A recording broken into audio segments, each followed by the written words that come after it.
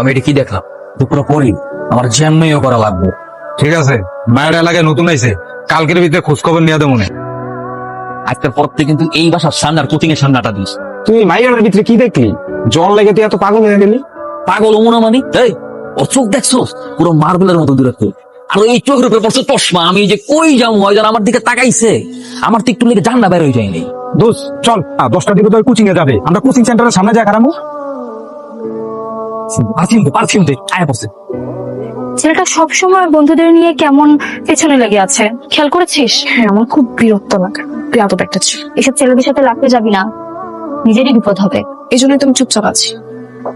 আটকাইস না বেড়া, ও কইতে পারতেছে না ভাই, ওটা আমার কঠিন ভালোবাসা। আমি তোর গেলাম আমার চাইতে আমার বেশি ভালোবাসা। বাসার সামনে কিছু বকাটা ছেলেদের আড্ডা দেখলে তোমাকে আবার ডিস্টার্ব করো না তো?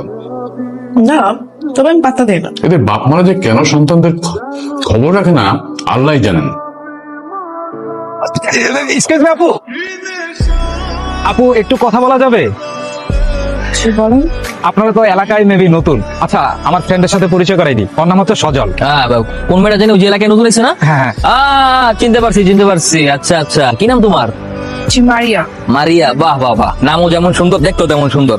শোনো, তুমি হয়তো আমাকে চিনো না, আমরা ওই এলাকার স্থানীয় পোলাপান।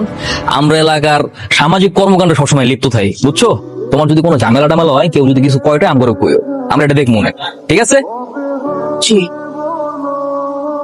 বাহ বাহ, পুরো তো জমাই দিলি। মায়া তো একদম তোর উপরে পুরো ফিদা। চোখ দেখছিস বেটা? আমি তোর চোখ দেখে বুঝে গেছি জয় আমার চায়। ফুলকপি কত করে? 60 টাকা পিস। কি অবস্থা? টমেটোর কেজি কত করে? 180, 5 কেজি দে।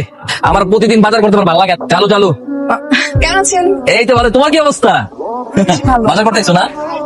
আর তুমি বাজার করতে আইছো গেলে তুমি আমার কইলি তো, তুমি কোন পানি বড় করে তো দিয়ে দিও। না না, আমি কোচিং থেকে বাসায় ফিরছিলাম, তাই ভাবলাম বাজার করে নিয়েছি। চালোর প্যাকেটটা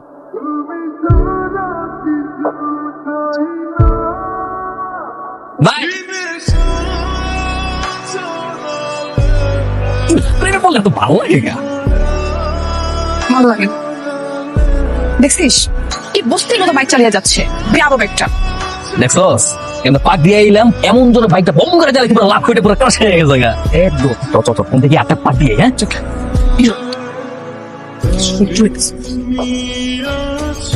এই ছেলেটার ঘরে কি মা বাপ নাই? সহ্য করে একটা মন চাইতেছে জুতটা খুলে মারি।